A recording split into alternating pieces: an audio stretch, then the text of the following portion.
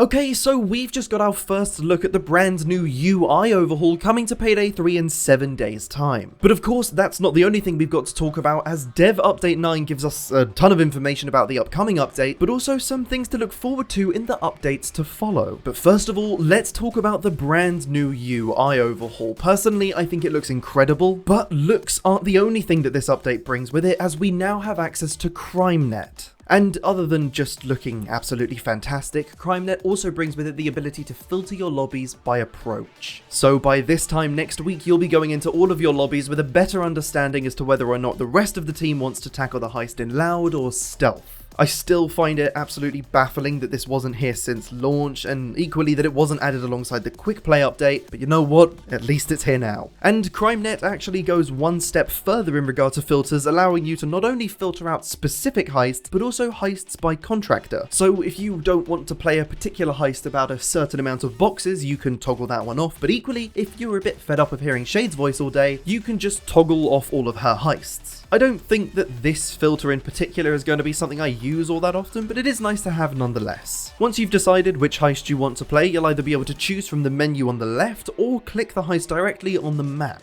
And I mention that specifically because I want to highlight just how much this brand new UI adds to the heisting fantasy. No longer are we selecting the level we want to play from a menu, we're now choosing the heist we want to tackle from CrimeNet itself, and that really does go a long way. But of course, CrimeNet isn't the only part of the UI that's been overhauled. Let's take a look at the main menu now. I absolutely adore this new main menu, and I think it's such fertile ground for customization. And I mean that both in regard to the customization that could be afforded to us as the player, but also from Starbreeze's perspective. First, let's talk about what Starbreeze could do. Say we logged on Halloween, for example, and the moon was a pumpkin. That would be a small but meaningful change. Obviously, you could go one step further and Halloweenify the whole screen, but it is the little things that count as well. Of course, given that Halloween is the day after this update comes out, I doubt we will be seeing any sort of Halloweenifying of this menu, but the holiday season is just around the corner, so the ball is in your court, Starbreeze. But of course, they could always hand the ability to customize our own menu over to us. Just imagine if we were given the ability to tweak small little things about this menu, like changing the color of the smoke from red to a color of your choice. Or perhaps we can switch out what our character is standing on. As we can see here, they're standing on a pile of money, but let's make that some gold. Or if you want to get morbid with it, the body of a cop. And if you want to take things one step further, you could even lock certain things behind challenges. For example, that body of a cop we just mentioned could be locked behind this game's equivalent of robbed a cop. I know that's probably a long shot, and it's also probably a long way away if it is even possible, but that would be really nice to see in the future. And speaking of things that would be nice to see in the future, before we talk about the new heist and game mode coming to the game, let's talk about the vendors menu and the loadout menu, as they have remained relatively untouched. Which I'm not the biggest fan of course. I would have loved to have seen these menus completely overhauled as well,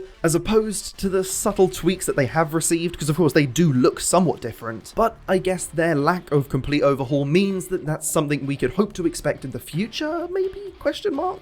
And speaking of things we can hope to expect in the future, whether through a brilliantly placed Easter egg or more likely an accident, Dev Update 9 confirms that the next legacy heist we're going to be receiving is First World Bank, and that the Holdout Mode will be making a return as well. We don't know when either of these pieces of content are going to be releasing, nor were they acknowledged by Almir and Andreas. We can, however, see them in the server browser. Obviously, we know nothing about this new heist or the new game mode besides for potentially their payout, and I say potentially because if we look at First World Bank, I really struggle to believe that the minimum payout, even if this is on normal difficulty, is $3,000. That just doesn't seem finalized to me, so I wouldn't look at that as any indication as to what the heist is going to pay out. Though, intentional or not, knowing that First World Bank and the Holdout Mode are coming at some point this year is very nice. And speaking of things that are very nice, we've saved, in my opinion, the best part of the UI rework for last. The post-heist breakdown screens have been completely revamped as well. Now the progression tab shows little progress bars that fill up according to the amount of XP you earned and show what new attachments you unlocked, as well as the heist-specific favors you earned too. 2. And of course, the performance screen has also been overhauled, now displaying detailed breakdowns of each individual player's performance and showcasing which player performed the best in a given category by highlighting their statistic in green. As you can see in this image, Chain's got the most amount of special kills. Now this is unlikely to happen, but something I would love to see is the player who performs the best be slightly rewarded. For example, if you performed the best in the most amount of categories, maybe you earn 5% more infamy. Of course, the overhauled performance screen isn't the only thing this page is showing us right now, because if we take a little look next to Clover's name, we can see that they're currently using VoIP.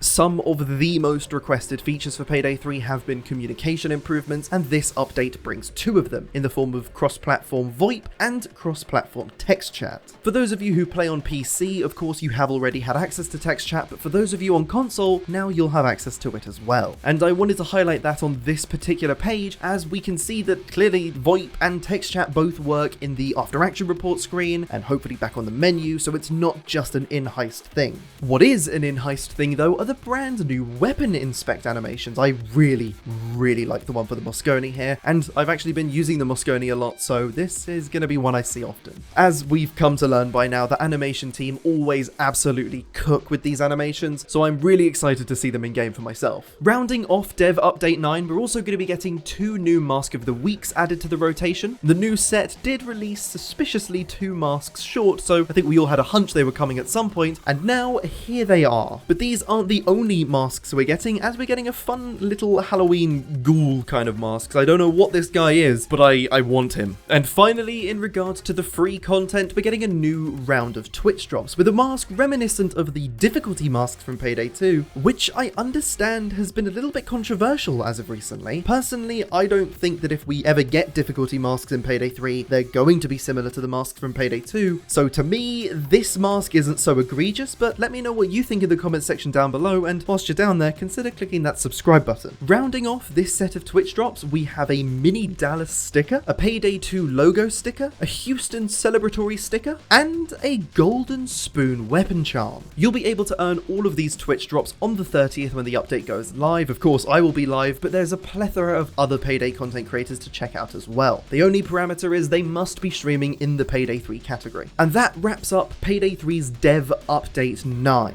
It looks like we're going to be getting a really nice update on the 30th. The UI overhaul is something that we've all been waiting for a very long time. So I'm very excited to finally get our hands on it, especially considering it looks so good. But I've given you all my thoughts on this update so far, so now I want to hear what some of you have to say. And of course, as always, I will invite you to leave a comment on this video, but first, I want to take a look at some of the comments on Dev Update 9. We've got Moonistic saying they cooked with the new UI. Seems like a lot of people are agreeing. OMG, the scoreboard, finally. We're so back, boys. Hey, I couldn't agree more. I love how the scoreboard is broken down. That was one of the things I really wanted to highlight in this video. The way that everybody's stats are broken down post-heist is incredible. I love that, and I love that it highlights who performed the best in certain categories. We've got Krabbit saying that they rarely comment under Dev Update videos, but they're making an exception this time because of how awesome this is. And they also highlight that they're particularly excited with the fact that you can see your friends on the main menu now. And directly underneath them, we've got KX Rules saying they may not like it fully,